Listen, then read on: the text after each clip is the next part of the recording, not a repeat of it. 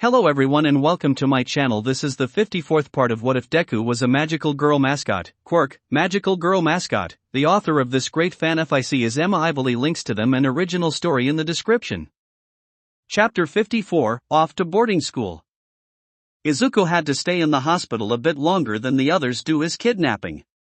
After all, he was trapped in a pet carrier for days. It made sense that they would want to obverse him for a bit longer. Plus, for some reason they had taken some of his blood at points. He didn't know and none else knew why. But a lot had changed during that time for sure.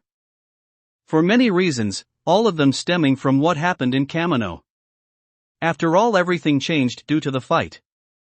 However, there was a strange panic that had spread. While All Might came out on top with help, people started to freak out a little.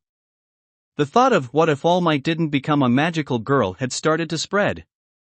Not to mention, there was plenty of footage of All Might half-deflated form. So people were freaking out if whether or not the hero would fall in some way and how they were to doing that.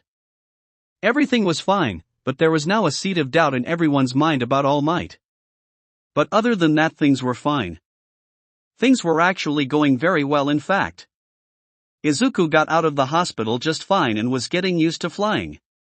After all, he had wings now and he was going to use them when he was able to. Nothing really changed with Ochako since she lived alone. Though her parents did visit for a dinner with the Midoriyas, partially to talk about how worried they were and partially to meet her boyfriend in person. Though there were some bumps. Few questions from Toru and Suyu's parents about what they did that night, but they just said they were teleported in from somewhere else and they did spend the night with Ochako. Mitsuki knew her daughter was lying but decided to ignore whatever she did, because well, she knew about the potent emotion mixing going on with all of the girls.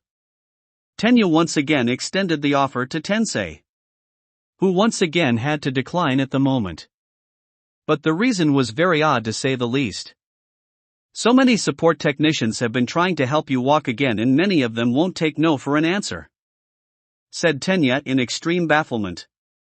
Unfortunately, said Tensei, the only ones that are like that will listen to my declining are the ones that plan to do things like inject needles in my spine. What?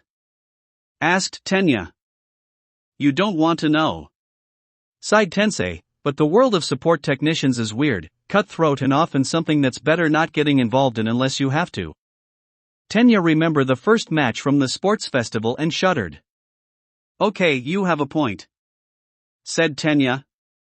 Once I'm able to decline them all, make sure they don't go at war with one another and other details I don't want to tell you, then I'll finally become a magical girl, said Tensei. However, Tenya was just sitting there remembering the girl that humiliated him. That girl is neither the rule or expectation, don't worry, said Tensei, just a sizable chunk of all support staff are mad scientists. That is not helping, said Tenya. I know, sighed Tensei. And so Tensei's bonding was once again helping in order to make sure that Izuku wouldn't be under the threat of a bunch of mad scientists. There was no other to describe them after all. On the other hand, Shoto was in a better mood. After all, for the past few weeks, the knowledge of All Might's injury was deeply affecting her. Because one day soon All Might would probably retire. But now, thanks to becoming a magical girl, not only did the hero not retire, but was now nearly half the age. That meant it wasn't all for nothing. In fact, the next time she visited her mother, it was a very sweet visit. I noticed you seem a bit happier, said Rei. Remember when I asked if something were caused to All Might to retire? Said Shoto. You're no longer worried about it, said Rei. No, I'm not, said Shoto, though to be fair, All Might had some injuries, didn't he? Asked Rei. I accidentally found out about them during the final exam, sighed Shoto. If Izuku hadn't bonded with him, then he would have eventually retired. Rei sighed when Shoto said that. Everything would have been all for nothing, said Shoto. But it all worked out in the end, said Rei, in a very unexpected way. Shoto nodded in agreement. How bad was the injury? Asked Rei. You don't want to know, Sighed Shoto, who shuddered at the memory of the scar thankfully doesn't exist anymore. That bad? Sighed Ray. Yeah. All Might was missing some organs, said Shoto. Ray's eyes winded. Did he get them back because of the bond? Asked Ray. He did, said Shoto. What happened afterwards is not my place to tell, but it was actually pretty funny. Ray giggled at that. It was hard not to after all. Izuku's quirk is very powerful, said Shoto, to regrow entire organs. You think he might be kidnapped again? Asked Ray. It's possible, said Shoto. Ray sighed when Shoto said that. At least All Might can act a deterrent from now on, said Shoto. Hopefully that will work, sighed Ray. Shoto nodded. Thankfully the topic switched to something light-hearted. Meanwhile Toshinori was on cloud 9 despite certain things that happened. Returning to full health and resorted to youth, even with the caveat of being turned into a woman, was great. Although there were a few hiccups. First off, once she was out of the hospital she ended up going on a food bender and ended up on going into a food coma, which was the thing Shoto was talking about. Earning some staff members at UA some money as they bet on All Might's reaction once she was out of the hospital. Recovery Girl beat up Toshinori after that. To be fair, it had been years since she had a stomach. It made sense. Also there were some hiccups with the clothes, as Inko and Mitsuki did warn Toshinori about women's pants, and the fact that pockets were horrible. Thankfully their old pants fitted okay due to the fact that she was actually thicker than she was a man. And of course she had to get used to bras. But also she ended up going full steam ahead and going back to being a hero, but only days she didn't have to teach, which helped as it was summer vacation and she had plenty of days off. She had a contract and it was never a good idea to break a contract with Nizu. Lawsuits were not the worst thing that could happen out of that. However, it wasn't all smooth when dealing with the press. After dealing with a villain, All Might was soon swarmed by the press. There were various questions, of course. However, there was one reporter who gave off a rather insensitive question. So All Might, what is it like having boobs? Asked the report, who was pretty scummy. Excuse me, yelled All Might in shock. The other reporters nearby was shocked by this question. Not just the question itself but the crudity of it. Even the other nearby reporters were horrified by the question. You're disgusting, muttered a woman reporter. What? I'm sure a lot of people want to know the changes, yelled the reporter. There's other ways to handle it, yelled another reporter. Not to mention the crass way you had to frame the question, pointed out another reporter. Needless to say, All Might did not answer that question. And said reporter had a huge scandal due to the question. As for Melissa, Toshinori gave her a choice on where she would go. After all, she didn't have much at I-Island anymore. It was in the end an easy choice. However, there was something else that came out of everything. UA had to make a change after everything. Namely, after all of the attacks, they would have a dorm system set up. After all, one of their students was kidnapped by villains. However, there was a bit of a problem. Their parents would have to consent, and if they weren't allowed to live in the dorms, then they couldn't attend anymore. Teachers had to meet with the parents to talk to them into signing the paperwork needed for the dorms. Toshinori was the one assigned to go with Aizawa to talk to the parents of Class 1A. However, before they left, they were given news. Wait, we're only going to visit 17 students? Asked Toshinori, becoming worried. Aizawa sighed, figuring that 3 of their parents had already pulled out their students. Don't worry, it's not like that all, said Nizu. A staff member needed to watch the parent sign the papers, and let's say that parent happened to be on staff. You are already aware of this after all. Toshinori face-palmed for multiple reasons. Bakugo's mom? Asked Aizawa. They are best friends after all, said Nizu. They also had dinner with Uraraka's parents one night.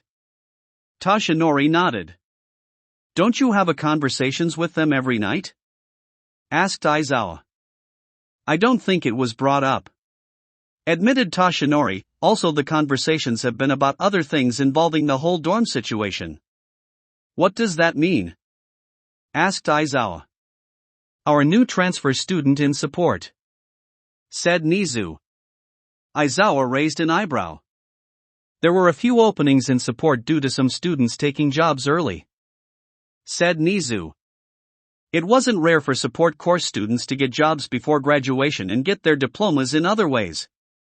And there's a new student joining for the remainder of third year, said Toshinori rather proudly. Why are you proud? Asked Aizawa. Toshinori coughed. It was more a fake cough. I'm sure there will be a few students as parents that will take quite a bit of convincing, said Nizu. Does it have to be me who talks to Class 1A? Asked Toshinori.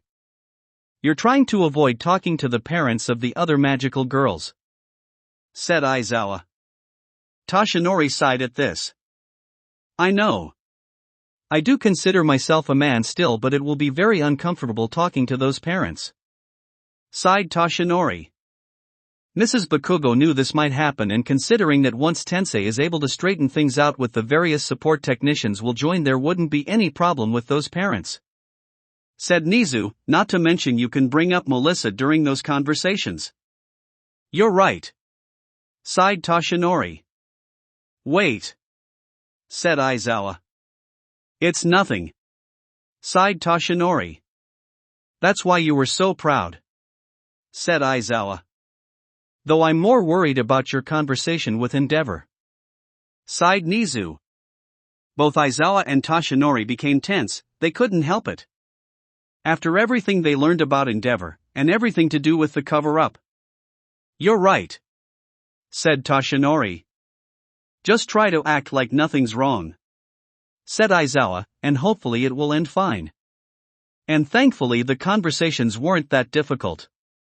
Endeavor, as it turned out, signed without problems, with there being hints that it was because of a PR thing.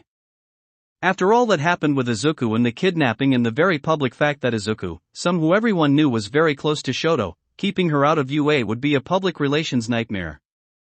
And only the Ida family would be the only other have to deal with that problem, which was one of the families with the least resistance, thankfully.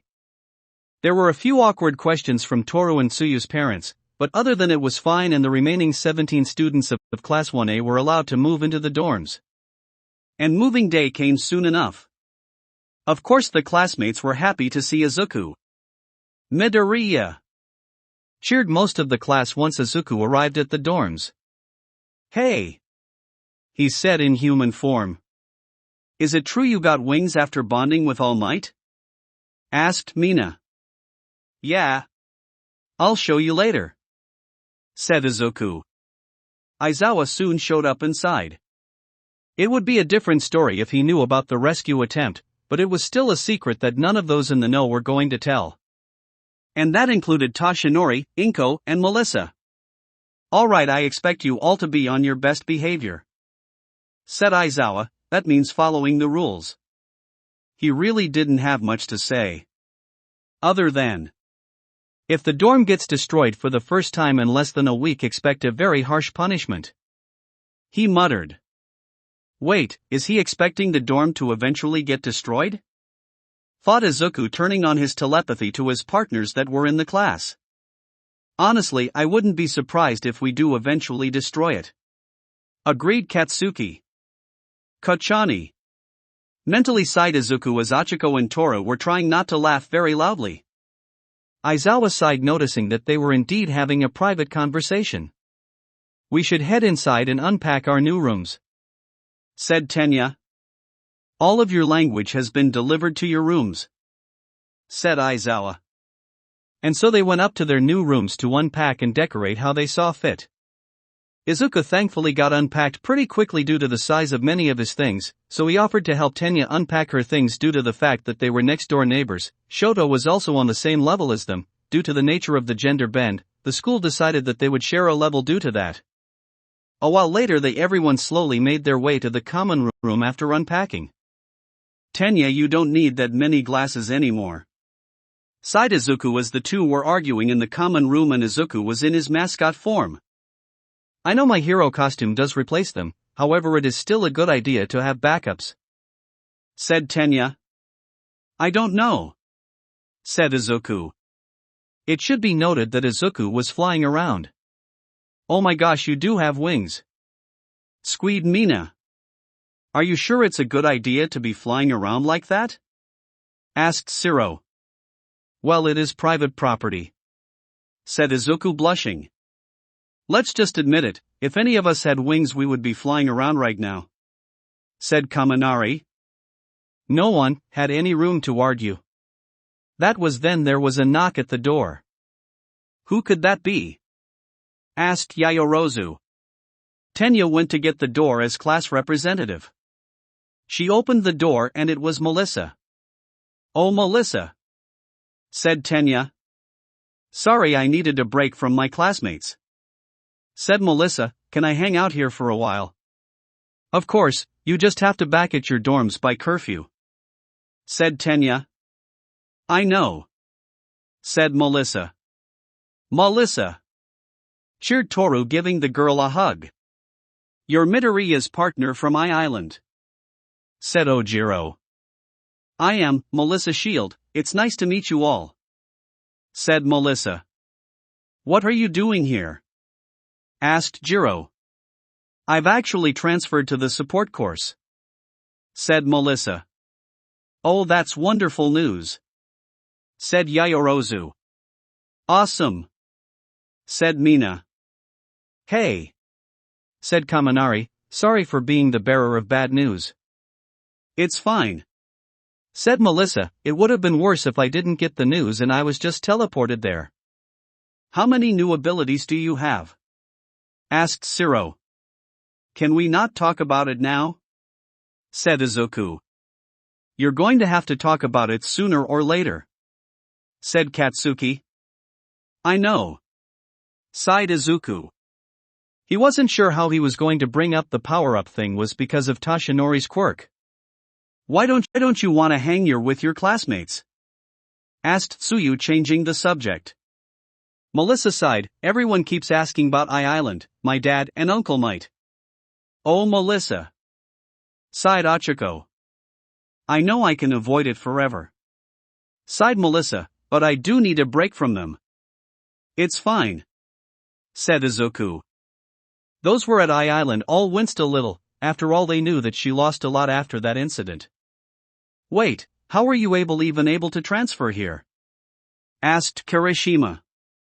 "Uncle Might was named as one of my guardians," said Melissa. "After the teleportation we decided that it would be better if I stayed in Japan in case there is another teleportation accident." Izuku blushed at that. Though the real reason is that she really had nothing left at I-Island, and since she was teleported there, might as well stay there.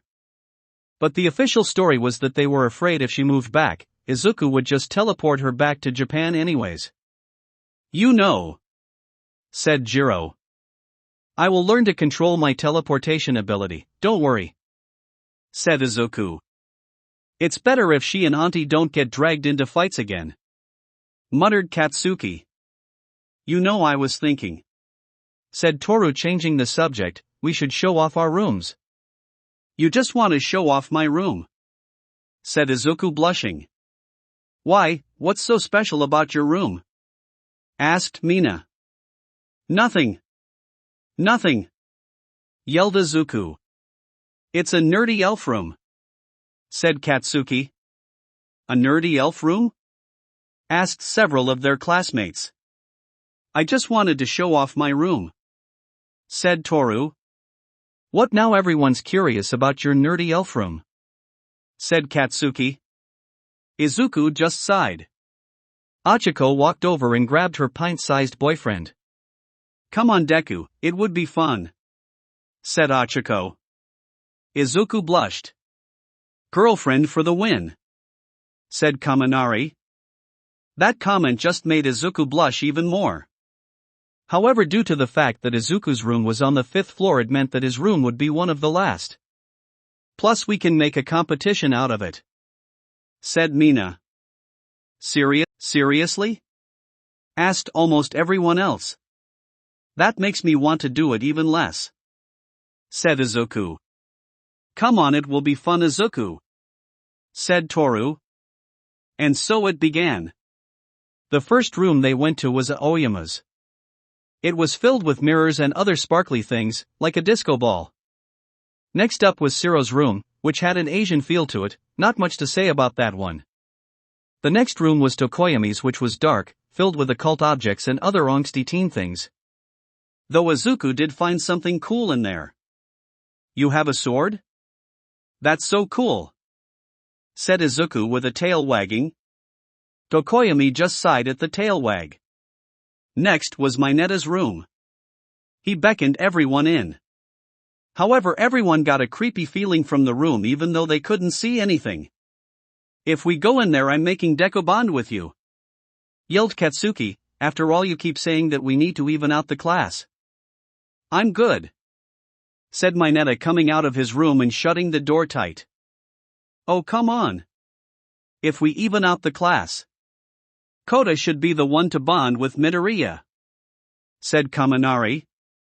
Everyone stared at Kaminari. Seriously? Asked Jiro. However, they heard faint giggles and it was actually coming Kota. Oh, you get the joke, said Kaminari. Kota nodded as if saying, yeah, I'm used to it, and it is kind of funny. Everyone was confused. Then it hit Achiko. Oh, it's because you'd be a Disney princess because of your quirk, said Achiko. Kota nodded. How long have been sitting on that one? Asked Siro. A while, admitted Kaminari. So let's go to the next level, said Mina, getting things back on track. Mineta just sighed knowing he was disqualified for the competition. They got to the next level. The next 3 floors each had 3 people instead of 4. The next room was Kota's, which was rather simple, but it had a certain feature that made a couple of the girls squee.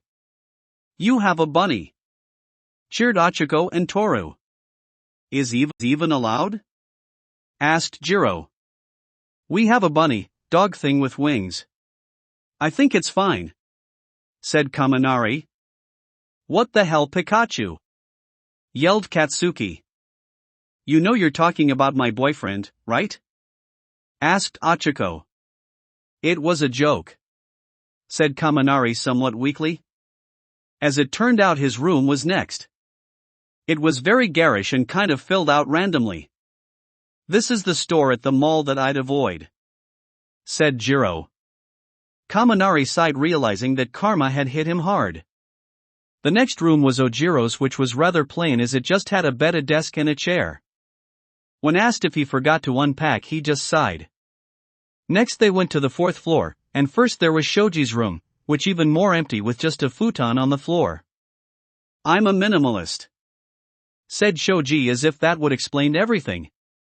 The next room was Kirishima's, which was filled with many manly things like a punching bag. I should have known this would be your room, said Katsuki, looking around. I guess, said Kirishima. Will you just stop bickering and make out already? Yelled Mineta. What the fuck did you just say? Yelled Katsuki. Come on. Let's go to the next room, said Izuku. The next was Sato's, which was another plain room, but it had a convection oven, and he was baking a cake. Oh yeah. I often bake my own sweet for my quirk. I was planning on sharing with everyone, said Sato. He took out the cake and shared pieces with most of the girls. Oh man, he's bribing the vote, said Siro. He should have just gave it to Melissa, sighed Izuku. She was just an obverse after all. They got to the next floor. And this is the Deku floor, said Katsuki. Yeah, said Izuku. This floor was designated for Izuku and his 2 partners, who still considered themselves male after all. The first room was Tenya's. And they saw the reason why Tenya and Izuku argued, because on wall was dedicated to just her glasses. Why do you have so many spares? Asked Katsuki with a sweat drop. Well, you never know when my glasses will break in, said Tenya. You bought them all before the bonding, said Katsuki. Tenya didn't answer at that. It didn't help that Achiko, Mina and Toru were stealing a few of them. Of course, next was Izuku. Everyone looked at Izuku's room, which indeed was still the fanboy elf room, meaning he had his tiny bed and little desk and chair, and shelves of All Might stuff. There were a few normal-sized chairs, for when he wanted to be in his human form, but other than that, tiny furniture. Oh, it's so cute, gushed Mina. I know, sighed Izuku. Hey, there isn't any new All Might merch side yet, said Mineta. Seriously? Asked Katsuki. All Might is working on the new merchandise line, said Izuku. Since everything is new at the moment, there won't be any merchandise of Lady All Might for a while. I did hear that Mattel got in contact with him for a new All Might Barbie doll, said Melissa. Everyone looked at her, confused.